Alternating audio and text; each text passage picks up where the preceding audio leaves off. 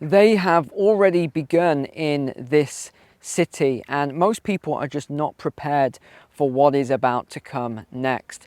Today, ladies and gents, I'm going to take you on a beautiful walk and talk while I tell you some pretty shocking news that has just broken. In fact, there's 3 pieces of news all around this same topic, and it really stunned me, and I think it's going to stun you as well. Okay, here we go then. Get ready for this. Christian street preachers to be given 2-year prison sentences in a Labour council in the UK. This is honestly just going from bad to worse. Let me tell you the breaking story here. A Labour council seeks to pass legislation that would criminalise Christian prayer, singing and evangelism. The plan is to imprison street preachers for up to 2 years for any breaches to this new legislation. Christians to be criminalised for handing out Bibles, praying, or particularly of the laying of hands on people while praying, even if those people have given permission. So they say that any sort of healing prayers will be dealt with even more severely than quiet praying.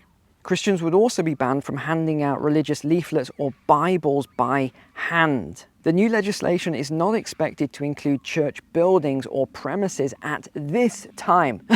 Sorry, what? What? It's not going to include churches or buildings at this time. So does that mean it might do later on? I mean, this is just getting crazy, the stuff that they're coming out with day in and day out. Hold on, let's have a look down here a second. There we go, look at that for a view today. Beautiful. But it gets worse. Hold on, it gets worse. Other proposed prohibitions include the preaching of any sermons within the entire borough that are considered hostile towards anyone with the protected characteristics of religion, it says in brackets here, including Islam, sexual orientation, or gender reassignment. These are protected characteristics which carry the most severe penalties. They then go on to say that Christianity is now viewed as a minority religion in the United Kingdom. And I've got to say, I've got a point on this as well, is that I was in the UK, obviously, last weekend. I made a short video there. And one thing that really shocked me was the sheer amount of churches that were no longer churches.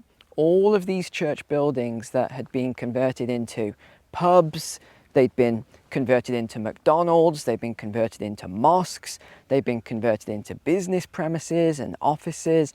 I mean, it was sad, I would say, is the way I would describe it. I thought it was really sad that, you know, we're kind of losing our identity in the UK and in Europe, and a new identity is coming in for us, just being pushed by the same groups, the same people, all over again. And in fact, I'll tell you what I was picking up in Birmingham, because I mentioned on that video I was picking something up. I was picking some cornicing. It was a custom-made cornicing for my house, basically, and it's made at a factory in Birmingham. They're the only ones that really do the custom work. So that's why I was in Birmingham. But when I was in the back in the factory there speaking to the guys, one of the things that really surprised me, I said, wow, that's a massive order. What is this for? And he said, we've got 6 or 7 of these. And I said, what's the orders for? Where are they going? He said, it's all mosques. Now, these are the biggest customers that we've got. They're all mosques. And of course, we all just sort of looked at each other and smiled.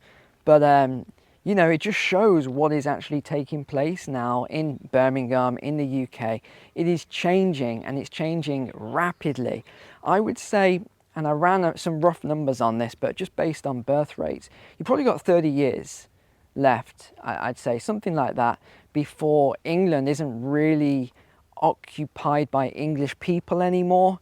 Very similar for Britain. I'd say that it's just not going to be the same in 30 years' time, based on birth rates predominantly, but also mass migration into the country.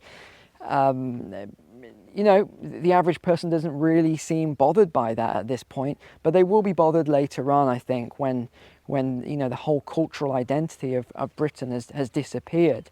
You know, they talk about cultural enrichment and all these other things, but really what you're actually doing is destroying the British culture in the process. And before we go on to the next shocking story, I just want a quick announcement here. I am closing down the Debt Annihilation and Credit Hacks promotion. If you remember last week, I said I was launching both programs for just $97 to help as many of you out as I possibly can. If you are in that situation where you have debt or you have a bad credit rating, then it's causing you a lot of issues. So I'm going to be closing those off for the promotion this weekend. So that's your last opportunity. It'll be closing in the next 24 hours. So please grab those programs before I put them with the rest of the courses at a higher price. And also something that made me laugh, it's always the Australians and the New Zealanders that come out with the funny excuses, or they email me in the craziest things. They're saying that each day when I was promoting the stock market program, that by the time they had woken up and had their coffee and orange juice, and some people went into a great descriptions on their breakfast, but they said by the time they'd woken up and got to the video, the 8-hour offer had expired. So what I'm going to do for the Australians, I'm going to deliberately open it up for your morning time. The offer will be okay, so we're just going to do it for a very few hour period for the Australians and the New Zealanders, and I'll email all of you back who emailed in. So yes, you can still get the stock market program for 90% off, $197 instead of $2,000. You can grab that program and definitely use it right now. Remember, skip ahead to module 10 and do the screeners and learn all of that stuff first, and then work your way back. Okay, with that said, let's get on to the next story, because wow, just wow. So there was this recent survey that just came out, which, I mean, it really shows the intellectual level now of people. Here we go. Let me just read this out to you. Young adults in the UK are now open to a Bible ban. You can't make this stuff up. A recent study in the UK found that nearly a quarter of young Brits are open to banning the Bible, agreeing with a ban on books containing hate speech. They overwhelmingly voted that the Bible contains hate speech towards minorities and other protected classifications. Again, it's the same thing all over again.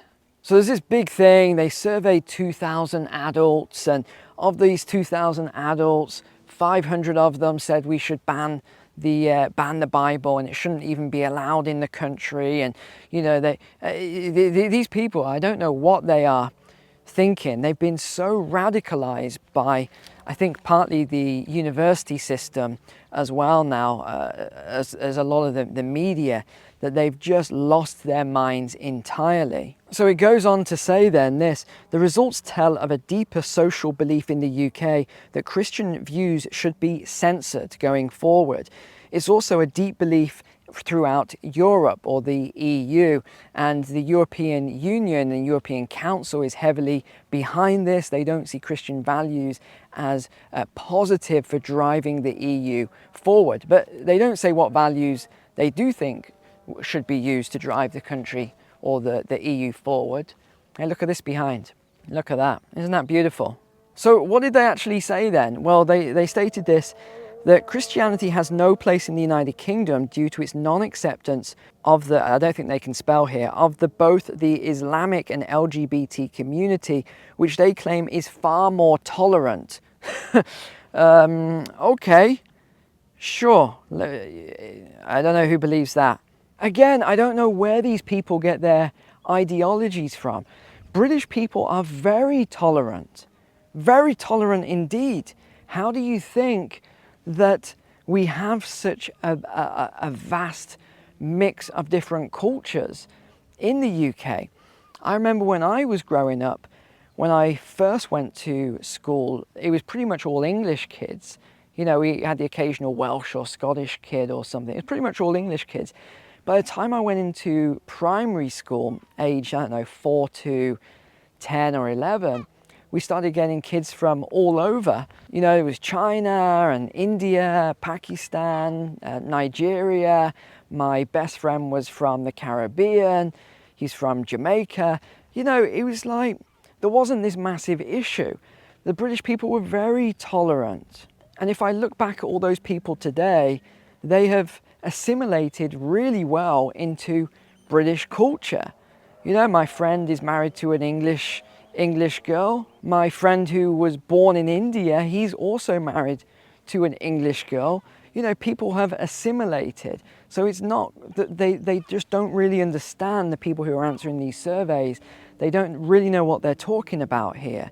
The British are very welcoming of other cultures. I remember when I lived in some really rough areas in London. I lived in one area, I was probably one of the only white guys in the whole of the area. Did it make much difference? No, my neighbors were really nice people. I got on with them well. This is not the problem. This is not the issue.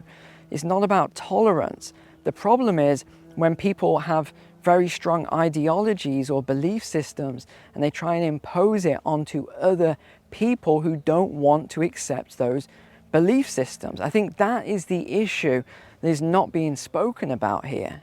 And of course, it's not everyone from these two groups that we just alluded to here. It's not everyone who is trying to, you know, push these very strong opinions. It's a very fringe group who always try to do these things. I tell you, sometimes I meet subscribers in the most random of places. There's no one around, but all of a sudden there's a subscriber. It's so funny. Now remember that last year an American preacher was also arrested in England as well for preaching. We also had a woman arrested for silently praying outside of an abortion clinic. That was another high-profile case. We've even had, and this is a big one, a member of the Finnish parliament, so Finland here, faced charges of hate speech after sharing her religious beliefs on social media. The European Union didn't feel that that was appropriate for her to share her faith beliefs on an open platform as a politician. Well, why not? Again, it's free speech. It's freedom of religion, or at least it used to be. To me, all of this really just highlights a decline in freedoms in the Western world, because it is the Western world predominantly that we're seeing this in. There's a difference between tolerance and, I think, just being completely put under the thumb of these ideologies and also politicians who are pushing them. And it doesn't even end here. Even today, as I record this video right now live, there was another case today that I looked up. My scanners found this one when I started doing some searches. Okay, here it is. The 11th of April, 2025. A number of religious groups have received antisocial behavior warning notices today for the way they've been promoting their faith to city centre shoppers in, and I quote here, and I quote, a predominantly Muslim city. That's what it says. Now look, this isn't about Muslims and Islam, this video, which a lot of people are going to assume it is instantly. That's not what it's about. But this is what it says in these articles. This is what they keep writing about. It's not me saying it. This is what they are saying. This is what they are writing about. This article goes on to say, Leicester City Council, well, there's no surprise there, put a new public spaces protection order in place from the 2nd of April to tackle these issues in the city centre. And a number of Christian groups have breached this either by singing gospel, choir, or preaching in the street. They deem this very offensive to other religious groups there. They even have this quote, ready? Muhammad says this is no longer a Christian area and people should be more tolerant of our views. Well, this was a bit more slippy than I thought coming down this hill here. Jog it out. Come on, Neil, jog it out. Another thing I found interesting today was the US State Department has just issued travel advisory warnings for, yes, the UK. They've just announced that El Salvador is now safer. They're recommending that American citizens, if they want to go to tourism, vacation, they consider places like El Salvador because it's a lot more safe than other places. So what is a grade 2, which obviously carries risk? Grade 2, they have listed, well, there's a lot on here, but the ones that caught my eye were France being a severe grade 2, Spain, the UK, of course, Sweden, and Germany. These were the ones that they don't recommend traveling to, or if you do, you've got to be very, very careful. And they list all sorts of things here. And in fact, just looking at this list, I can't even use most of these words because we are, of course, posting to YouTube here, but you can imagine the sort of things that they are telling you to be careful of if you come to these countries in Europe. And it says that the most high-profile locations to be aware of: hotels, clubs, restaurants, places of worship, schools, parks, shopping malls and markets, public transportation systems. This includes subways, buses, trains. And it's just interesting that now this is all over the news, but I've been talking about this for years, doing these city tours and showing people, and then you get the comments like, oh no, this isn't true, this isn't true. He's just showing you, an agenda here. These cities are so safe. If they're so safe, why does the US State Department say that the police are just not going to investigate a lot of the crime? So if you are not careful and a crime is committed, call the embassy, because the British police are not really going to do anything. There's a reason for that. I don't know if you can hear the motorbikes in the background here, but there's a race going on today. So I've tried to avoid that area, but the island is so small that you just can't avoid the sound of the motorbike engines. But here's another article for you. Here's a headline: half of England's state secondary schools, so half of England's schools basically, forced to cut staff in half due to budget. This can't be correct. I don't think they've got this headline correct.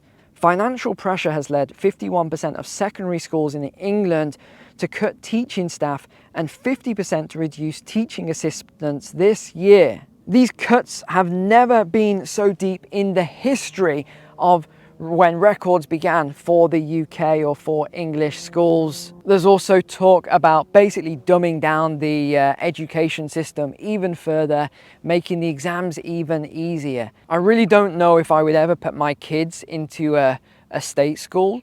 I'm sure 95% of you watching have got your kids in a state school, so it's no criticism, because I know that if you're working, well, what are you going to do? It's not like you can homeschool. Two parents basically need to work now just to make ends meet. I get it. I totally get it.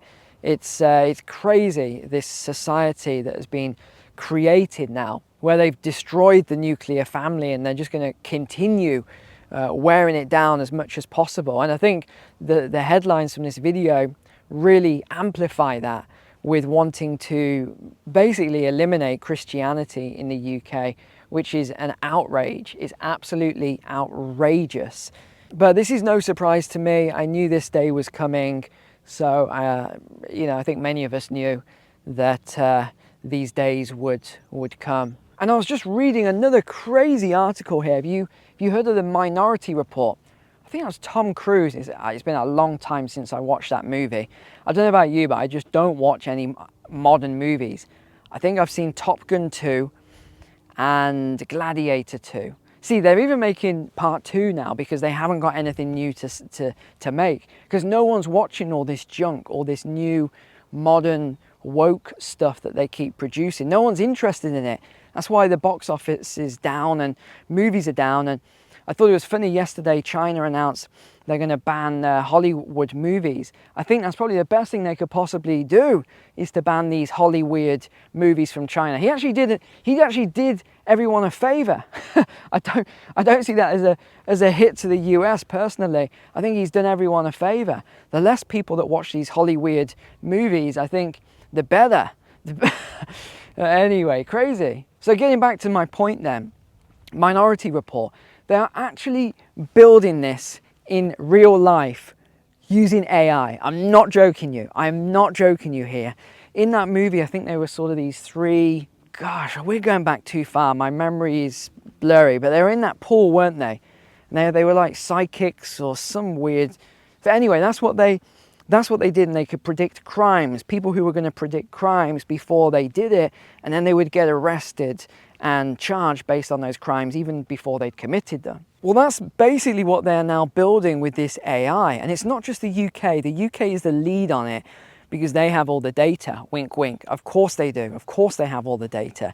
But it's not just the UK that's leading with it. You've also got a number of other countries. The ones that surprised me were Argentina, South Africa. You got a few countries now, and also a couple of blue states who are really leading the way with this. Why, I'm not sure. Are they even going to use it? Do they even prosecute? Steal $1,000, get no punishment, you know. Yeah. It is such a stunning day. Let me show you again. Isn't that beautiful? Isn't that just stunning?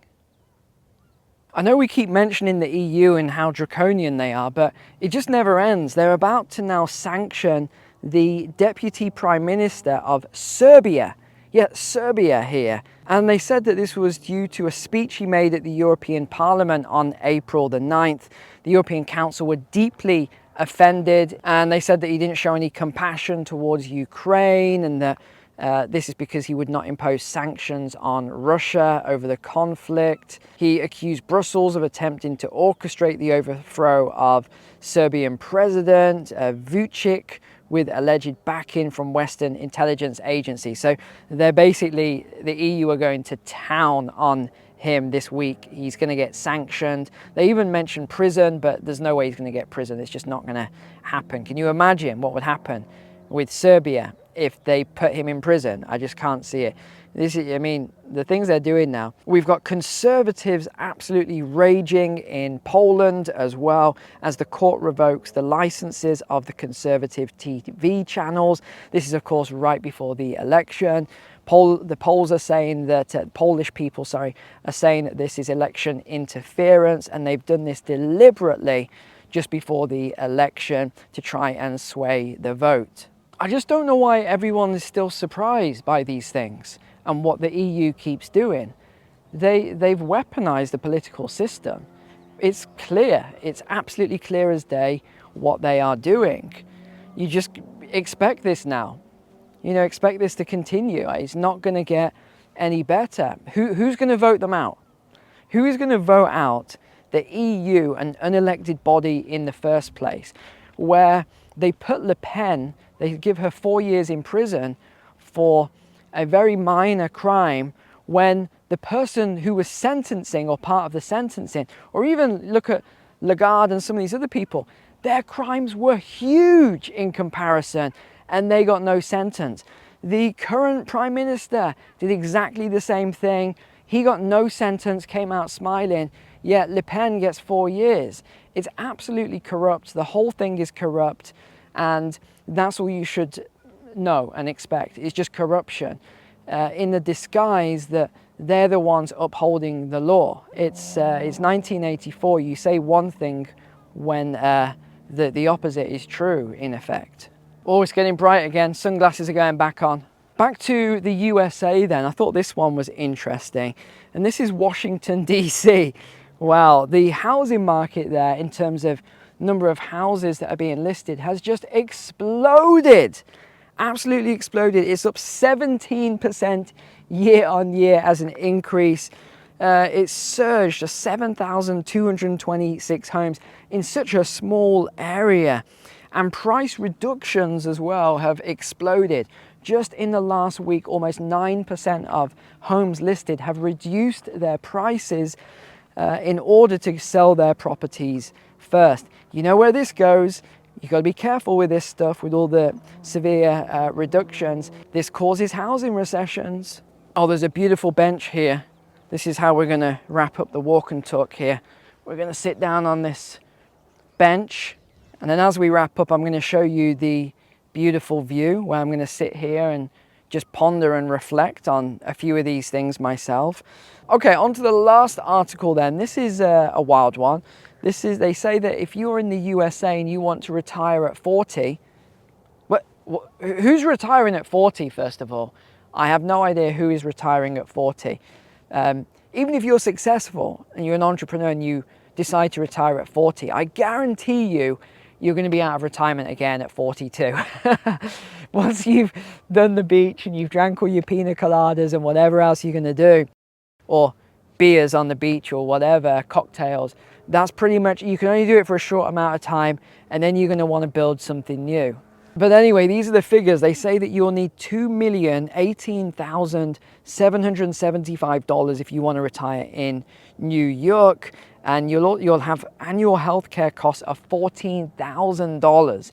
I've still never understood this about the US, how the healthcare costs are so incredibly high, really. And we won't go into stories again that I told you when I get my healthcare done. We've gone over that too many times.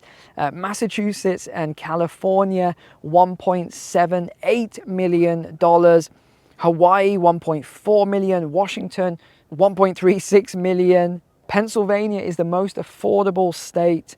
You can retire here with $1.2 million and you will be fine. But if you have less than that, maybe think about somewhere other than retiring in the USA. And I think that's probably a good point, actually, is retirement. And I hope you're thinking about that now, especially if you are a little bit older. Always, in fact, even if you're not older, even if you're my age, you've got to think about retirement now, truly. Just look at what's been happening recently in the markets. People are getting crushed at the moment because they just don't really understand how the markets work. Even though I've mentioned my stock market program so many times, only a small percentage of people will ever take that action and will take control of their own finances. Don't ask me why. People always ask, well, why is that, Neil? Honestly, some people do, some people don't. That's as good as an answer I've got. Some people will do it, some people will not do it. But the people who do it will take control of their own financial future. I mean, you've got to start looking at diversification now. Don't wait until it's too late. Start looking at it now and start looking at what you're going to do, what actions you can take now to build up your pension ready for retirement. When I talk about a pension, I'm not talking about a government pension. I'm talking about you building your own pension. This is what I would recommend. Have your government pension and whatever else as well, but definitely build your own pension. And there's dozens of ways you can do it very, very safely as well. You just got to actually acquire the knowledge and take some actions. So yeah, just maybe think about that then. Just think about what actions you can take. Maybe set a couple of goals for the next month. What can you do to start looking at your pension now and just looking at your assets and your allocations, because we're in for a bumpy ride of volatility going forward. I can tell you that for sure. Oh wow, look at that. Hold on, we got to get you zoomed in. You got to see the steam train here as it's going by. This is one of the things I love here. This beautiful Victorian steam train that's still running. Look at that. Isn't that wonderful? All right, well, I'm going to wrap it up here then, and I'll give you a little panorama here. You can take a look at these amazing views. And apart from that, take care. God bless you guys, and I'll see you next time.